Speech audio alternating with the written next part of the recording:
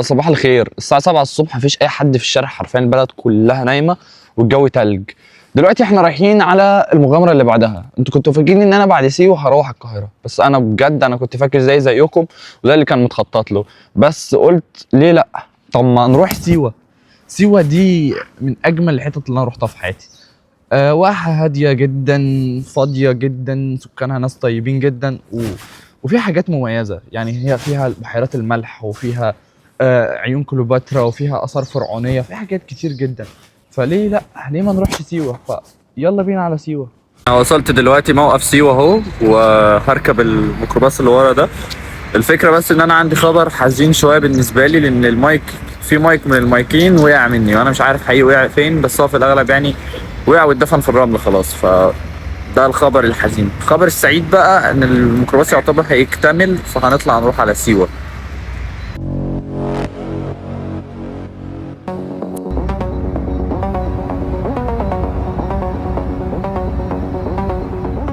أنا دلوقتي في نص الطريق بين سيوة وبين مطروح، وفي نص الصحراء الغربية. يعني أنا حرفيا واقف دلوقتي في نص الصحراء الغربية. أه هو ده المكان، دي الاستراحة اللي أنا بقول لكم عليها اللي واقفة ورايا دي، وده الميكروباص بتاعنا. والطريق لذيذ، يعني بجد انا بحب الطرق اللي ما بتقطع فيها الشبكه، لان انا بدخل بقعد افلتر الصور واقعد بقى استرجع ذكرياتي وسفرياتي في الطرق، لان انا جيت على الطريق ده قبل كده من 3 سنين.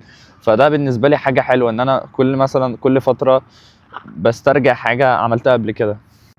هي دي نفس الكافيتيريا بالظبط اللي انا كنت قاعد فيها من سنتين. ما اتغيرش فيها اي حاجه، الكراسي حتى نفسها ما اتغيرتش، يعني الكراسي زي ما هي. أه... هي يمكن الكراسي ما اتغيرتش ولا الكافيتيريا اتغيرت، بس احنا كبرنا. يعني انا حاسس ان انا كبرت، حاسس ان انا لما هنا كنت صغير قوي، دلوقتي بقيت اكبر. ممكن لما اجي بعد 3 سنين ابقى اكبر واكبر. فهو كل حاجه ثابته وكل حاجه بتتغير في نفس الوقت. الواحد لما بيسافر بيكتشف حاجات مستحيل كان يكتشفها من غير السفر. يعني مثلا النهارده اكتشفت ان في ناس عايشه في وسط الصحراء، مش عايشه في وسط الصحراء بمعنى انها عايشه في واحه او عايشه في قريه. يعني الناس فعليا عايشه في وسط الصحراء. يعني مثلا ممكن تلاقي عيله مثلا مكونه مثلا من 15 12 13 14 فرد، هم عايشين في وسط الصحراء. اكتشفت الحوار ده ازاي؟ اكتشفت ان في ناس مثلا انا عيني جايبه مثلا سراب يمين وسراب شمال، والطريق حرفيا ما فيهوش بشر ولا في مباني ولا في اي حاجه، والاقي ناس بتقول للسواق اركن على جنب احنا نازلين هنا. انت نازل في وسط الصحراء تعمل ايه؟ يعني انت نازل في وسط، حرفيا وسط صحراء تعمل ايه؟ دي الفكره بقى، ان فعليا في ناس عايشه في وسط الصحراء.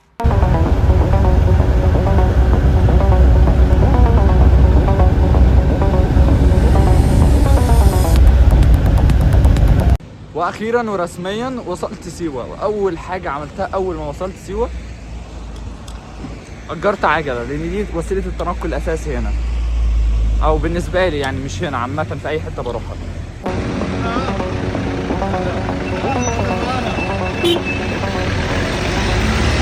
احسن حاجه في العجله انها بتخليك تدخل اماكن انت مستحيل تعرف تدخلها من غيرها.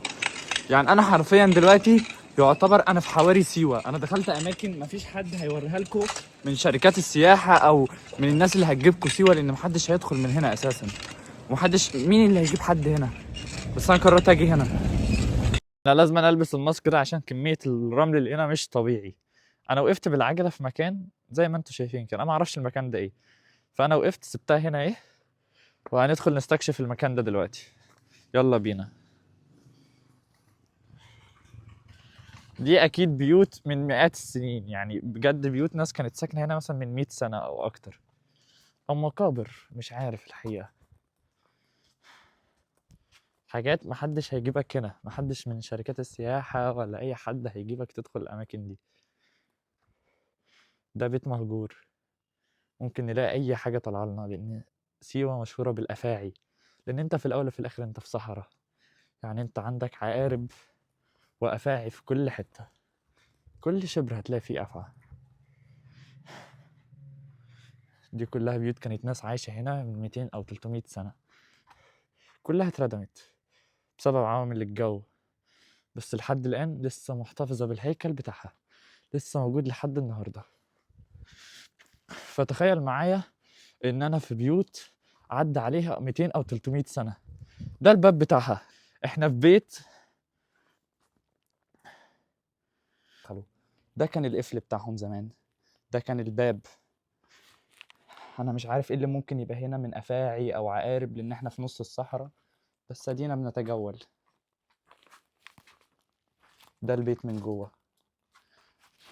انا ممكن اي حاجه تطلع لي هنا حالا، بس احنا هنا في البيت من جوه.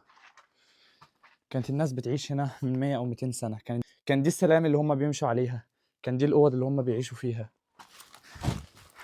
عدى على المكان ده اكتر من 200 او 300 سنه، بس لغايه النهارده لسه محتفظ بشكله. طول ما انا سايق كل شويه حد يشوفني يقول لي هلو، او ما يقول له هلو هلو، بنقضيها هلو قدام بعض وما يعرفوش غير هلو تقريبا.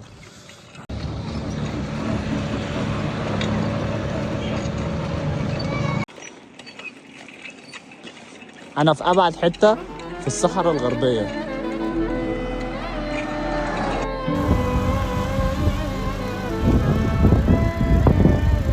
وانا بتمشى بالعجله لقيت مكان ما كنتش متخيل ان انا هوصل له. لقيت اثار فرعونيه على الطريق.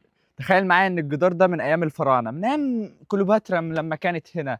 الاثار الفرعونيه دي من كام سنه او من الاسره الكام حقيقي انا ما اعرفش، بس انا مصدوم من جمالها. تخيل معايا تكون وسط الصحراء دي، وسط الاراضي الزراعيه، حواليك الشجر من كل مكان، وفجاه تلاقي حائط فرعوني كله هيروغليفي، كله منحوت هنا، كل دي منحوته، كل الصخور هنا منحوته، كل الجدران هنا منحوته.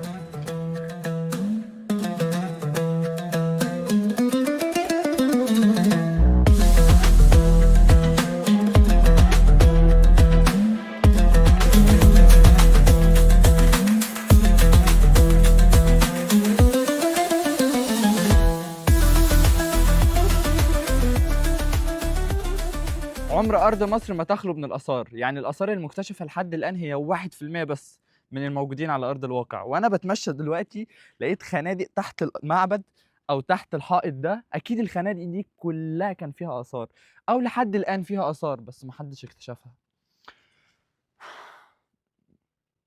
كان نفسي في يوم من الأيام إن أنا أكون مكتشف آثار، وكمان آثار بحرية، لأن أنا بحب الغطس والبحر وكده يوما ما. لميت الشنط ولبستها تاني عشان نكمل الرحله الاستكشافيه بتاعتنا. يلا بينا. انا ندها لو طلعت ندهت عليا دلوقتي والله العظيم ما حد هيحس بيا. انا اللي وصف لي الطريق تقريبا توهني. انا بعد ما كنت في المكان اللي فات ده الشبكه عندي فصلت وما عرفتش ان انا اتحرك، فحد وصف لي الطريق قال لي خليك مكمل، هتلاقي جبل، اكسر من بعد الجبل شمال. كسرت من بعد الجبل شمال. حرفيا انا ماشي دلوقتي مفيش اي حد مفيش اي ملامح للطريق، بس في فال حلو. يعني هو قال لي ايه، خليك ماشي مع المدارس، ففي مدارس، دي تقريبا مدارس، ففي مدارس جنبي، فاحنا ماشيين معاها. شوف هتوصلنا على فين بقى.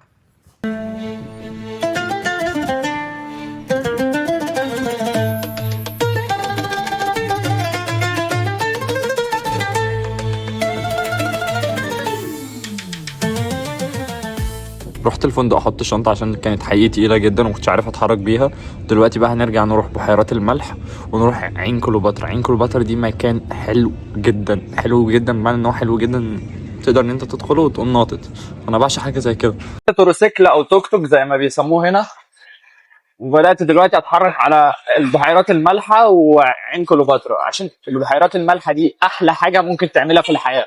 تخيل انا كحد بيعرف يعوم، انا ببقى حرفيا حاسس ان انا مش محتاج ان انا اعوم اساسا، وحاجه غير كده انت مش محتاج ان انت تسبح، انت بس بتسيب جسمك، الميه هي اللي بتحركك. فعليا البحيرات المالحه دي ينطبق عليها مقوله سيب نفسك الميه هترفعك. انت عمرك ما هتغرق في البحيرات المالحه، مهما عملت عمرك ما هتغرق في البحيرات المالحه، لان الملح كميه الملح اللي فيها بيطلع جسمك لفوق. وبعد البحيرات المالحه بنقوم نازلين عين كليوباترا عشان ننظف جسمنا الميه المالحه. الميه المالحه اللي مفيده جدا لبشرتك وجلدك وبتستخدم اساسا علاجيه. يلا بينا. الحياة هنا طبيعية بزيادة، طبيعية لدرجة اللي انت حابب ان انت تفضل هنا، انت مش حابب ان انت تمشي من هنا. انت متخيل مع اني ولد بيسألني بيقول لي انت بتعمل ايه، قلت له بصور فيديو يوتيوب، قام قال لي يعني هو مش عارف يعني ايه يوتيوب اساسا. الناس هنا، الطفل هنا تلاقيه بيسوق عربية، بيسوق موتوسيكل، بيدرفت، بيطلع الجبل، بينزل من الجبل، بيمشي في الصحراء وحافظ الصحراء، وكل ده ايه 8 9 سنين في الاخر. تلاقيه قد كده حرفيا وبيعرف يعمل كل ده.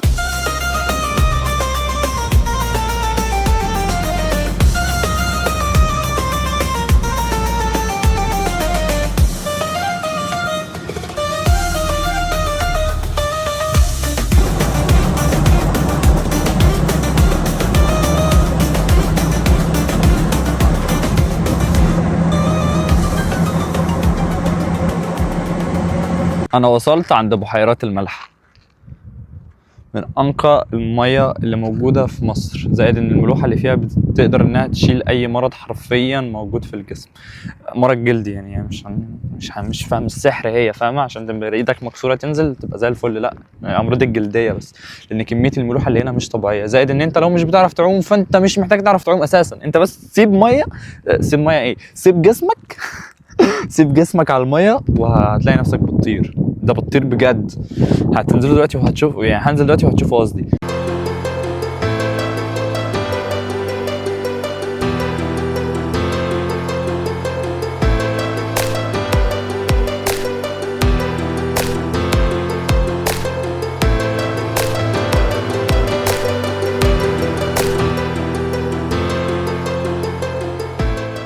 عايز اقول لكم انها بجد مش محتاجه اي مجهود، تسحب الطاقه السلبيه، تعالج امراض الجلد كلها، وفي نفس الوقت انت مش محتاج تكون تعرف تعوم. يعني انا حرفيا سايب جسمي وبطير، بمعنى الحرفي انا بطير مش بعمل اي حاجه.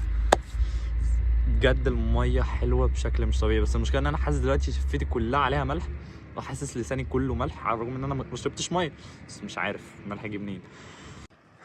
الحف هنا كله ملح خشن، اللي هو البلورات بتاعت الملح، فانت ما ينفعش تنزل غير من حتت معينه مثلا زي دي تبقى ممهده، ما فيهاش البلورات دي، لان انت لو نزلت ممكن تتعور عادي جدا، ومش هتتعور، انت رجلك هتتفتح من الاخر، بس عشان ابقى صريح معاك. يعني البحر الاحمر حاجه وهنا حاجه. البتاع ده الملح ده حاد جدا، حاد بطريقه انت مش متخيل، عامل زي السكينه، بس كله يهون لاجل الفيو ده ولاجل نقاء الميه دي. شايف الميه عامله ازاي؟ شايف الميه عامله ازاي؟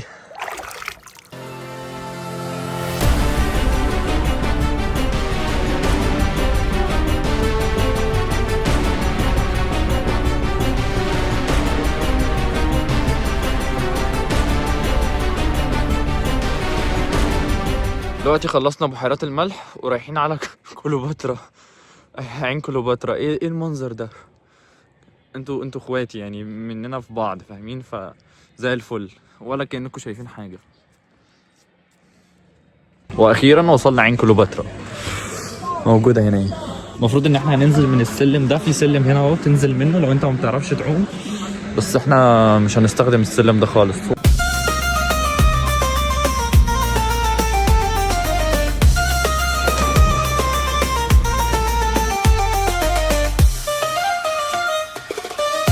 بعيدا ان كليوباترا كانت بتعوم في نفس المكان اللي انا فيه ده، وبعيدا انها اسمها عين كليوباترا عشان كليوباترا كانت بتعوم هنا، وبعيدا عن اي حاجه المايه هنا سخنه لدرجه حلوه جدا.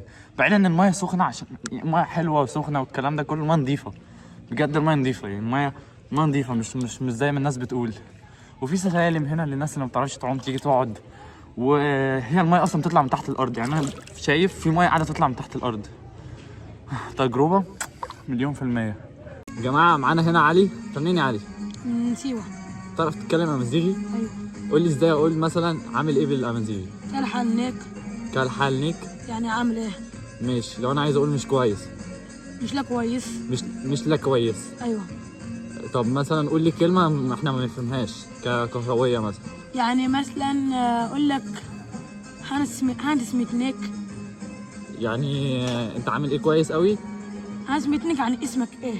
اسمك ايه؟ ايوه. تمام. قول لي مثلا عندك كام سنه؟ يعني ايه غور كام سنه؟ يعني عندك كام سنه؟ غور كام سنه. طب قول لي شتيمه بس ما تبقاش عيب قوي بالامازيغي. شك يزيط. يعني ايه؟ يعني انت حمار. قولها تاني. شك يزيط. شك ازيات. يزيط. ازيات. يعني انت حمار. شك ازيات. ايوه. جماعه ده كان كورس امازيغي في السريع. اما دي بقى فهي مياه المياه الكبريتيه، المياه اللي بتطلع مغليه من تحت الارض. يعني المياه اللي انا فيها دي درجه حرارتها مش اقل من 50-60. انا حرفيا جسمي بوم بوم بوم بوم بوم كده، مش عارف اعوم اصلا من كتر ما قلبي بيضرب بسبب ان المياه سخنه جدا.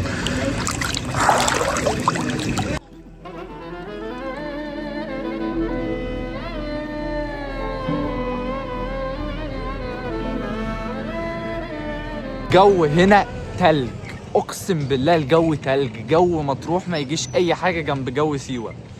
سيوه تلج والساعه لسه 7، ما بالك بقى الساعه 10 11 هيبقى الجو عامل ازاي. ربنا يستر. جبت اكل من مطعم اسمه ابو عمر، حقيقي الاكل كان رخيص، كان حلو، من اجمل الفراخ اللي انا اكلتها في حياتي. مش حقيقي مش عارف الفراخ جميلة عشان التتبيلة ولا عشان الشوي، بس هي انا اللي انا متأكد منه يعني عشان هي الفرخة اصلا ذات نفسها كانت طبيعية، ما بتحطلهاش اي حاجة صناعية، ما بتتهرمنش، ما الحاجات اللي كلها بتشوفنا ما بتحصلش فيها اي حاجة. هي حرفيا فراخ هما اللي بيربوها عندهم في البيوت. كلت وحرفيا خلاص سليب مود اون. اليوم كان طويل جدا ومتعب جدا، واي حاجه هتلاقوها ما نزلتش يوتيوب هتلاقيها نزلت ريلز في المكان التاني. تصبحوا على خير. لسه صاحي من النوم دلوقتي، واول حاجه عملتها اول ما صحيت من النوم انا لسه عيني ايه كان حد مديني بوكسين فيها. اول ما صحيت رايح افطر، وعايز اقول لكم ان الفطار هنا انا لسه الفطار ما نزلش وانا ما اعرفش الفطار ايه، بس اقسم بالله التنظيم خيال، كانك في فندق 5 نجوم بالظبط يعني. ما يفرقش اي حاجه عن اي فندق في القاهره ولا في اي حته جامده موت يعني. عايز اوريكم بس الكراسي عامله ازاي والفيو عامل ازاي.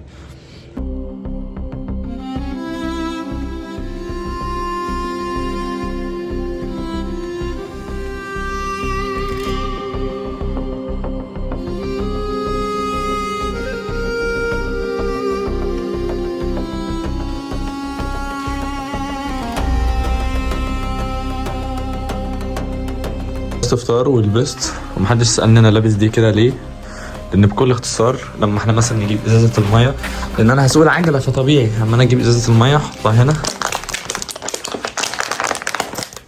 بس هي ثبتت خلاص، فانا بسوق اقدر ان انا اطلعها واقدر ان انا ارجعها تاني.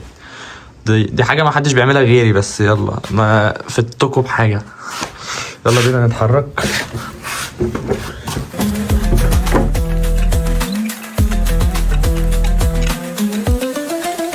انا بقى دلوقتي فوصلت عند معبد الاسكندر بعد بالظبط 10 دقايق ماشي من وسط البلد او من عند الجامع الكبير زي ما بيقولوا هنا. يلا بقى ندخل نستكشف ايه اللي موجود جوه. عايزين ندرك بقى ان المعبد ده مر عليه اكتر من 2000 سنة وزاروا الاسكندر الاكبر، وبيقال ان هو من قبل الميلاد، فهو عدى عليه كمان اكتر من 2000 سنة. ده المعبد اللي ورايا.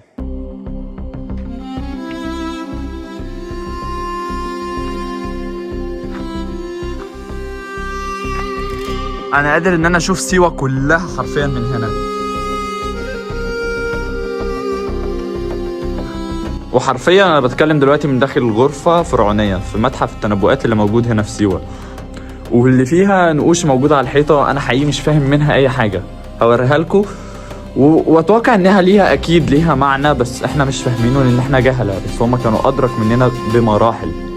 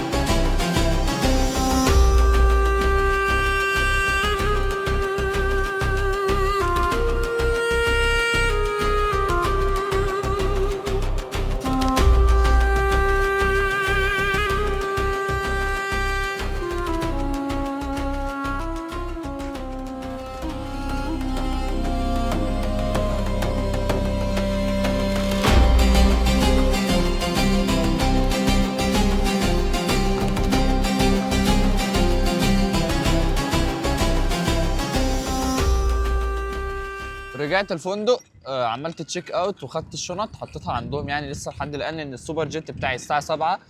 سوبر جيت القاهره بيتحرك من سيوه الساعه 7، والسوبر جيت اسكندريه بيتحرك الساعه 8.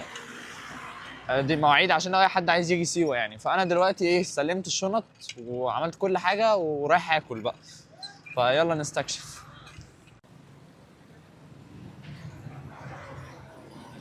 حرفيا انا لقيت مطعم مفيش اي حاجه ما بيعملهاش، طلبت منه سندوتشات ونشوف بقى تطلع حلوه ولا وحشه. اما انا بقى فجيت عند عيون كليوباترا او عين كليوباترا عامه. عيون ايه؟ هي عين واحده. جيت عندها عشان ادوقكم المشروب السيوي. المشروب السيوي ده هو مشروب بيتكون من موز، حليب، تمر، نسكافيه. بس بامانه بيديك طاقه بنت لذينه، يعني بيديك طاقه ملهاش حل. وانا الصراحه بما ان انا النهارده ماشي بالعجله فوق 20 كيلو، فانا بجد محتاج ان انا حاجه تديني طاقه. انا للامانه جربت الكبده بتاعه المطعم اللي احنا لسه كنا قدامه. هي طعمها حلو وجميله جدا عامه، بس هي كان ناقصها شويه توابل، مايونيز، الحاجات اللذيذه دي. بس هي عامه جميله جدا بالنسبه لان انت في سيوه ومفيش اكل حلو اصلا في سيوه.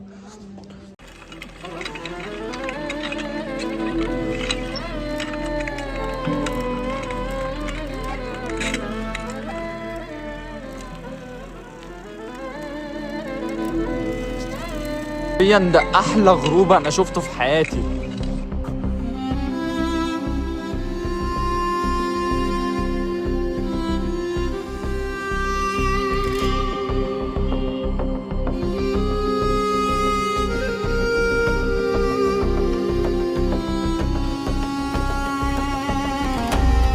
للاسف كده وصلنا لاخر رحلتنا في سيوه. السوبر جيت بتاعي اتحرك بالظبط كمان ساعه. قعدت يومين في سيوه، كانوا من احلى الايام اللي انا قعدتهم. الرحله ما كانتش متخطط لها وعلى الرغم ان الرحله ما كانتش متخطط لها طلعت بالشكل ده، وطلعت بالفيديوهات اللي انتوا اكيد شفتوها واكيد نزلت على منصات تانية غير اليوتيوب.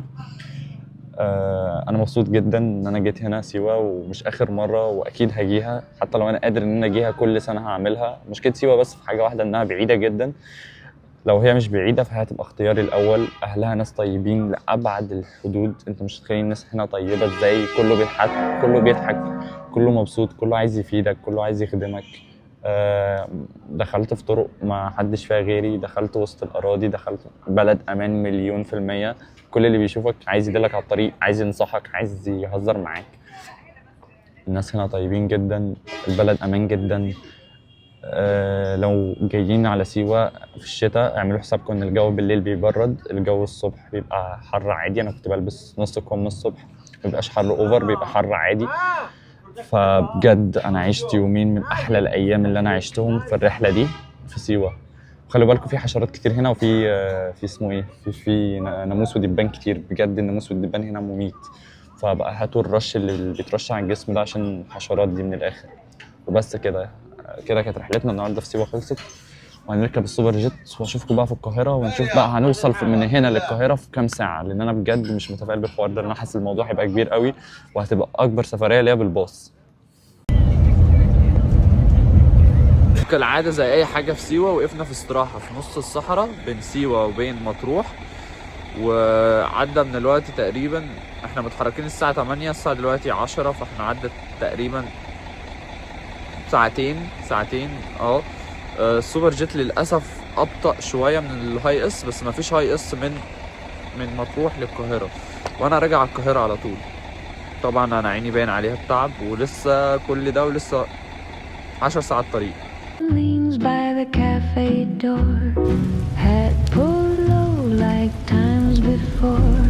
He's got no words, but he understands how winter plays these human hands.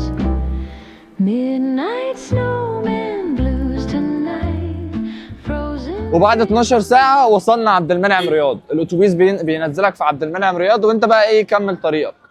يعتبر إحنا في التحرير، وصلنا القاهرة خلاص. الطريق كان 12 ساعة، يعني مش هحور، الطريق كان فعليا 12 ساعة. اتحركنا تقريبا 7:30، وصلنا 7:30 دلوقتي. الساعة دلوقتي 7:30 وأنا بكلمكم.